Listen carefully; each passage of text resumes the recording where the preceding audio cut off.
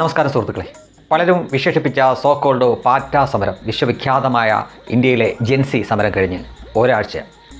എന്താണ് ഈ സമരത്തിൻ്റെ ബാക്കി പത്രം? സമരം കൊടുമ്പിരി കൊണ്ട സമയത്ത് കേരളത്തിൽ നിന്ന് ഫ്ലൈറ്റ് പിടിച്ച് ഡൽഹി ചെന്ന ഒരുത്തി ഉണ്ടായിരുന്നു. ഒപ്പം മേക്കപ്പ് ആർട്ടിസ്റ്റിനെ കൊണ്ടാണ് പോയത്. മേക്കപ്പെട്ട് വേണമെങ്കിലോ അവിടെ നിൽക്കാൻ, എങ്കിലേ അത് കണ്ടിട്ട് ആരെങ്കിലും പരസ്യത്തിനോ മറ്റോ വിളിക്കുകയുള്ളൂ. പ്രതീക്ഷിച്ച പോലെ തന്നെ അവർക്ക് പരസ്യവും മറ്റുമൊക്കെ കിട്ടി. പക്ഷേ വളരെ വിചിത്രമായിട്ടുള്ള പരസ്യമാണ്, ആളുകളെ തെറ്റിദ്ധരിപ്പിക്കുന്ന തരത്തിലുള്ളതായിരുന്നു. ഏതോ ഒരു ഹോമിയോ ഡോക്ടറിന് വേണ്ടിയിട്ടുള്ള ഒരു വീഡിയോ അവർ ചെയ്തു. അതാണെങ്കിൽ 6 ദിവസം കിടന്നിട്ടും ആകെ കണ്ടത് 3000 പേരാണ്. സംഗതി ഇതാണ്, ക്യാൻസറിന് ഹോമിയോയിൽ ചികിത്സയുണ്ടോ എന്ന തരത്തിലാണ് അവർ ആ പരസ്യം ചെയ്തത്. ഉണ്ടോ ഇല്ലയോ എന്താ അറിയില്ല, ആകെ കണ്ടത് 3000 പേരാണ്. എന്തായാലും അത് ഏത് ചാനലാണ് എന്ന് ഞാൻ കാണിക്കുന്നില്ല. ആരെങ്കിലുമൊക്കെ ഓടിപ്പോയി എന്താണെന്നറിയാൻ വേണ്ടി നോക്കും. അപ്പോൾ അവർക്ക് പിന്നെയും വ്യൂസ് കൂടും. അത് വേണ്ട, അതെൻ്റെ ചിലവിൽ വേണ്ട. ഈ 3000 വ്യൂസിൽ നിന്ന് കിട്ടുന്ന കൂലി കൊണ്ട് അവർക്ക് 1.5 ഇഞ്ചിൻ്റെ പുട്ടി പോലും ഇടാൻ പറ്റുമെന്ന് തോന്നില്ല. ചുരുക്കി പറഞ്ഞു കഴിഞ്ഞാൽ വേറെ പണിക്ക് പോകേണ്ടി വരും ഈ ഹരിദാസിൻ്റെ മകളായ രഞ്ജിനി ഹരിദാസിന്. ശരി, ആയിക്കോട്ടെ. കൂബോ എന്നറിയപ്പെടുന്ന കുഞ്ചാക്കോ ബോബൻ അവസാന പടവും പൊട്ടിച്ചതിന് ശേഷം ഭാര്യയുമായിട്ട് അടുത്ത ട്രിപ്പിന് പ്ലാൻ ചെയ്യുകയാണ്. വേറൊരു നടനുണ്ട്, മിന്നൽ മുരളി, പ്രളയം സ്റ്റാർ. വീടിനടുത്ത് എവിടെയെങ്കിലും പ്രളയമൊക്കെ ഉണ്ടാവുകയാണെങ്കിൽ പഴയ പോലെ അരിച്ചാക്കി ചുമക്കാൻ വേണ്ടി ട്രെയിനിങ് എടുത്തുകൊണ്ടിരിക്കുകയാണ്. ഇനി SFIയുടെ ഒരു നേതാവുണ്ട്. കാഴ്ചയിൽ തന്നെ 40 കഴിഞ്ഞവനാണ് എന്ന് ആർക്കും തോന്നുന്ന അയാൾ ജെൻസികളെ, അതായത് ജെൻസിയെ, നരേന്ദ്രമോദി ഒന്നും പഠിപ്പിക്കേണ്ടതില്ല, ഞങ്ങൾക്ക് നല്ല ബോധമുണ്ടെന്ന് പറയുകയാണ്. ഏറ്റവും രസകരമായ കാര്യം, അയാൾ ഇപ്പോൾ എയറിലാണ്. നീ ജെൻസി അല്ലടാ, നീ ജെൻ ഔഷധിയാണ് എന്ന് പറഞ്ഞിട്ടാണ് ഇയാളെ ട്രോളുന്നത്. സംഗതി സത്യമാണ് താനും. ഇവനെ കണ്ടാൽ ആർക്കാണേലും തോന്നും ഇവനോ ജെൻസി, ഇവൻ ജെൻ ഔഷധിയാണ്. വല്ല കാര്യമുണ്ടോ? അതും SFI നേതാവ്. പിന്നെ പതിവ് പോലെ ഇന്ത്യയുടെ ഔദ്യോഗികമായിട്ടുള്ള പ്രതിപക്ഷ നേതാവ്, എന്നെ മോദിക്ക് പേടിയാണ്, എന്നെ അമിത്ഷായ്ക്ക് പേടിയാണ്, എന്നെ എല്ലാവർക്കും പേടിയാണ്, ഞാൻ കിടുവാണ് എന്ന് സ്വയം പറഞ്ഞുകൊണ്ട് നടക്കുന്നു. രാഹുൽ ഗാന്ധി അഥവാ ഉത്തരേന്ത്യക്കാരുടെയും ഇപ്പോൾ ഇന്ത്യക്കാരുടെയും മൊത്തം പപ്പോ. അടുത്ത പട്ടായ ട്രിപ്പിന് സമയം നോക്കി ടിക്കറ്റ് ബുക്ക് ചെയ്തിട്ട് ദിവസം ആവാൻ വേണ്ടി കാത്തിരിക്കുകയാണ് എന്നാണ് സോഷ്യൽ മീഡിയ പറയുന്നത്. കേരളത്തിലേക്ക് നോക്കിക്കഴിഞ്ഞാൽ കേരളത്തിലെ സെക്രട്ടേറിയറ്റിന് മുന്നിൽ പതിവ് കാഴ്ച തന്നെയാണ്.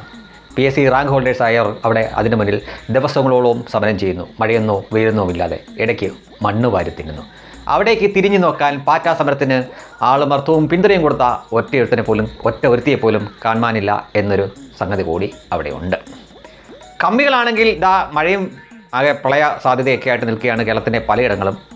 ആ സമയത്ത് അവർ മറ്റൊരു PR വർക്കിലാണ്.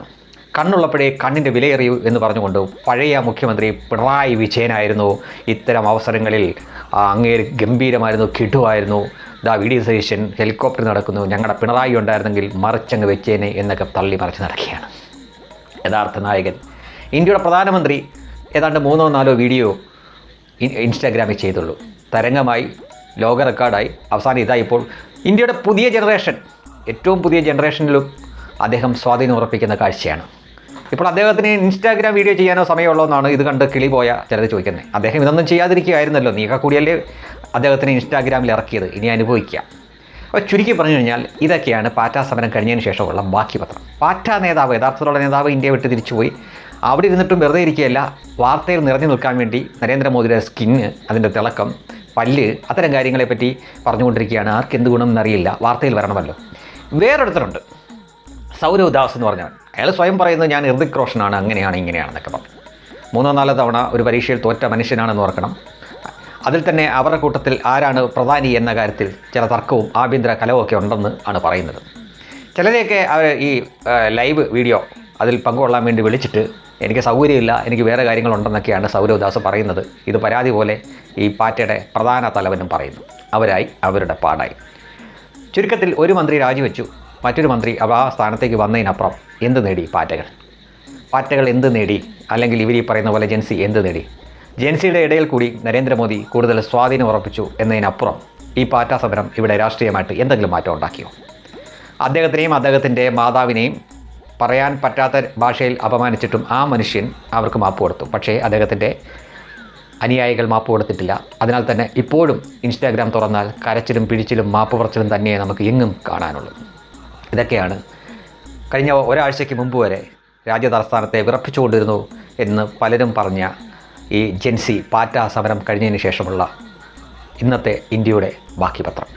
കൂട്ടുമ്പോഴും കുറയ്ക്കുമ്പോഴും ഗുണിക്കുമ്പോഴും ഹരിക്കുമ്പോഴുമൊക്കെ ഒരേ ഒരു ആൾക്ക് മാത്രമേ, അല്ലെങ്കിൽ ഒരേ ഒരു കൂട്ടർക്ക് മാത്രമേ രാഷ്ട്രീയ നേട്ടമുള്ളൂ. അത് നരേന്ദ്രമോദിയും അദ്ദേഹത്തിൻ്റെ പാർട്ടിക്കും മാത്രമാണ്. നമോ വാരം.